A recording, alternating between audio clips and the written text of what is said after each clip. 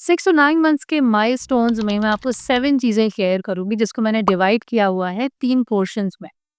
Gross motor skills, fine motor skills and cognitive skills.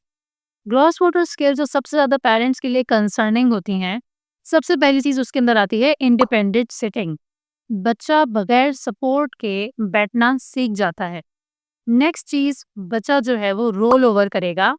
Front to back वो कर रहा था पहले से, अब वो बैक टू फ्रंट भी करेगा। ये चीज़ डिफरेंट है और ये लेवल अप है। अगली चीज़, बच्चा सहारा लेके खड़ा हो सकता है और बेबी क्रॉलिंग भी करता है। अब क्रॉलिंग की डिफरेंट स्टेजेस होते हैं। कुछ बच्चे वो स्टेजेस स्किप कर देते हैं, डायरेक्ट क्रॉल करते हैं। कुछ बच्चे डिफरेंट स्टेजेस पे होते हुए क्रॉल करना शुरू करते हैं। अब ये स्पेसिफिक है। कुछ बच्चे बैठ के उछल उछल के जाएंगे, जंप करके आगे। कुछ बेबीज कमांडो क्रॉलिंग पहले करेंगे, फिर इंडिपेंडेंट क्रॉलिंग करेंगे। कुछ बच्चे डायरेक्टली क्रॉल कर लेंगे। नेक्स्ट चीज़ हमारे पास आती है फाइन मोटर स्किल्स। इसके अंदर 2 चीज़ें हैं। बेबीज जो है वो ऑब्जेक्ट पकड़ते हैं, कोई भी रैटल, कोई भी टॉय। पकड़ने के बाद वो उसे दूसरे हाथ में ट्रांसफर कर सकते हैं। एक चीज़ ये। दूसरी चीज़ ये कि वो दोनों हाथों में चीज़ें पकड़ लेंगे। पहले वो 3 टू 6 मंथ्स में एक हाथ में एक चीज़ पकड़ते थे, कभी-कभी गिर भी जाती थी। लेकिन अब वो दोनों हाथों में पकड़ सकते हैं। ये डिफरेंट माइलस्टोन है। इसके अलावा बच्चे की पिंसर ग्रैस्प बहुत अच्छी हो जाती है। इंडेक्स फिंगर और थंब को मिला के वो पिंस करना सीख जाते हैं और चीज़ों को पकड़ना सीख जाते हैं। ये पिंसर ग्रास्प की वजह से आप बेबी को खाना खाने खुद दे सकते हैं। अब यहाँ पे कुछ अप्रोचेस हैं जिसको मैं डिटेल में बाद में बात करती हूँ।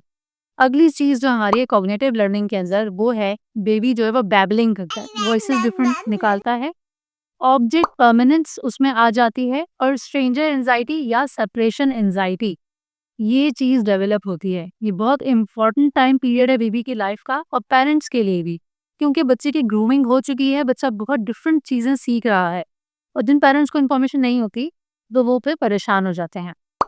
मेरा नाम है डॉक्टर हिना बेग, मैं एक पाकिस्तानी मेडिकल डॉक्टर हूँ एंड न्यूबॉर्न केयर एक्सपर्ट हूँ। और अब हम इन तमाम माइलस्टोन्स को डिटेल में डिस्कस करते हैं। लेकिन उससे पहले, अगर आपका बच्चा 6 से 9 मंथ्स में नहीं आता, 0 टू 3 में आता है, 3 टू 6 में आता है या 9 टू 12 मंथ्स में आता है, तो प्रॉपर प्लेलिस्ट मैंने सारे टाइम पीरियड की माइलस्टोन्स की बनाई हुई है। ऊपर मैं लिंक मेंशन कर देती हूँ, आप जाके चेक कर सकते हैं। इंडिपेंडेंट सिटिंग यानी कि बगैर सहारे के बैठना, ये चीज़ इस टाइम पीरियड में बेबीज़ को मोस्टली आ चुकी होती है। इसका मतलब ये है कि आपका बेबी अब खाना खाने के लिए बिल्कुल तैयार है। जब भी आप सपोर्ट के साथ बेबीज़ को बिठाते हैं और खाना खिलाने की कोशिश करेंगे तो ये गलत अप्रोच है। डॉक्टर्स के अकॉर्डिंग ये बात गलत है, ऐसे नहीं करना चाहिए, जो कि बहुत सारे लोग इस चीज़ को प्रैक्टिस करते हैं। इंडिपेंडेंट सिटिंग के बाद ही आप बेबी को सॉलिड इंट्रोड्यूस करा सकते हैं, ये स्पेसिफिक टू बेबी है। अब आपका बेबी ज़रूरी नहीं है कि उस 6 मंथ्स के अंदर ही इंडिपेंडेंट सिटिंग में आ जाए, वो 8-9 मंथ्स में भी कर सकता है। आप उसके बाद सॉलिड उसको देना शुरू कर दीजिए। नेक्स्ट चीज़ है पिंसर ग्रास्प। पिंसर ग्रास्प क्या है? ये है आपके इन 2 फिंगर्स को मिला के कोई भी चीज़ होल्ड कर लेना। चाहे वो स्पून है, कोई पेपर है, पेंसिल है, कोई उसके टॉयज़ हैं। इन उँगलियों की मदद से जब वो ये चीज़ करना शुरू कर देगा तो ये फाइन मोटर स्किल कहलाता है। और नेक्स्ट चीज़ जो ये इंडिकेट करता है वो ये कि अब आप बेबी को खुद खाना खाने दे सकती हैं। ये बेबी लेड वीनिंग, जो बहुत से लोग इस अप्रोच की तरफ जिनको जाना चाहिए, उसकी तरफ जाने की इंडिकेशन है। हम बेबीज़ को खुद खाना खिला रहे होते हैं, लेकिन एक और अप्रोच भी है जो कि आप बेबी लेड वीनिंग पे बेबीज़ को लेके जा सकती हैं। ज़रूरी नहीं है कि आप पूरे टाइम पीरियड में सारा का सारा खाना उनको दे दीजिए कि वो खाएँ। फिंगर लाइक आइटम्स आप बेबीज़ को दे सकती हैं, जैसे लंबे आप मैंगोज़ उनको कट करके दे दीजिए या आप उनको बनाना दे दीजिए। ऐसी चीज़ें जो लॉन्ग हों, वो बच्चे बड़े आराम से ग्रैस्प करते हैं और खा सकते हैं। आप ये स्किल उनको थोड़ा-थोड़ा करके सिखाइए, 3 टू 4 मंथ्स में वो मास्टर कर लेते हैं। बहुत ज़्यादा डिज़ास्टरस तो ये हो जाता है, माँओं को बहुत ज़्यादा इसमें काम करना पड़ता है सफाई से रिलेटेड, लेकिन ये बहुत बेहतरीन स्किल है। एक और बात वो ये कि अगर आपके बेबी को पिंस करना आता है और कोई भी ऐसी खाने की चीज़ जो पिंस हो सकती है, यानी बॉइल्ड वेजिटेबल हो या कोई नरम फ्रूट हो, तो इसका मतलब है कि वो उसे खा सकता है। चोकिंग नहीं होगी, हलक में नहीं फँसेगा। तो एक बहुत अच्छी सी ये टिप है कि आपको अगर पता करना है कि मेरे बच्चे के हलक में कुछ फँस तो नहीं रहा, तो ये उसकी निशानी होती है कि आप उसके हाथ में वो दें। अगर वो पिंस कर सकता है तो वो उसे खा सकता है। अब मैं बात कर लेती हूँ object permanence and stranger anxiety के हवाले से। देखिए, ऑब्जेक्ट परमानेंस बेसिकली क्या है? मैंने ये टॉय लिया, बेबी को दिखाया और फिर उसके बाद मैंने उसको अपने पीछे छुपा दिया। अगर मैं उसको छुपाऊँगी, तो बेबी के नज़दीक जो कि अभी 6 टू 9 मंथ्स में नहीं आया या जिसके अंदर ऑब्जेक्ट परमानेंस नहीं डेवलप हुई, वो ये समझेगा कि ये चीज़ चली गई है, गायब हो चुकी है, ये अब है ही नहीं। मतलब ये चीज़ अब दुनिया में ही नहीं है। तो वो इसके पीछे उनकी कोई सोच नहीं बनती।